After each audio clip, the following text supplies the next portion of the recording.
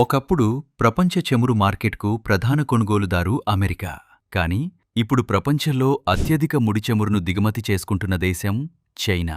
1990 నుంచి 2025 వరకు ప్రపంచ ముడిచమురు వాణిజ్యంలో జరిగిన అతిపెద్ద మార్పులను ఓపీఈసీ, అమెరికా ఇంధన సమాచార సంస్థ ఈఐఏ మరియు యుఎన్కామ్ ట్రేడ్ డేటాబేస్ గణాంకాల ఆధారంగా ఇప్పుడు విశ్లేషిద్దాం.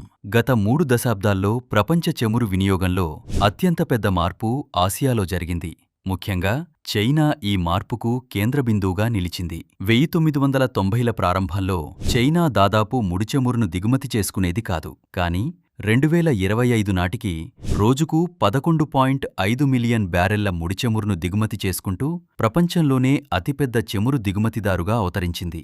చైనాతో పాటు భారత్ కూడా ప్రపంచ చమురు మార్కెట్లో కీలక దేశంగా మారింది. 1990లో రోజుకు కేవలం 0.8 మిలియన్ బ్యారెళ్ల చమురును దిగుమతి చేసుకున్న భారత్ 2025 నాటికి రోజుకు 5 మిలియన్ బ్యారెళ్ల దిగుమతులకు చేరుకుంది. అంటే ప్రపంచ చమురు డిమాండ్ పెరుగుదలకు చైనా, భారత్ 2 ప్రధాన శక్తులుగా మారాయి. ఇలాంటి మరిన్ని ఆసక్తికరమైన డేటా, విజ్ఞానభరితమైన ఫ్యాక్ట్స్ కోసం మా ఛానల్ను సబ్స్క్రైబ్ చేయండి.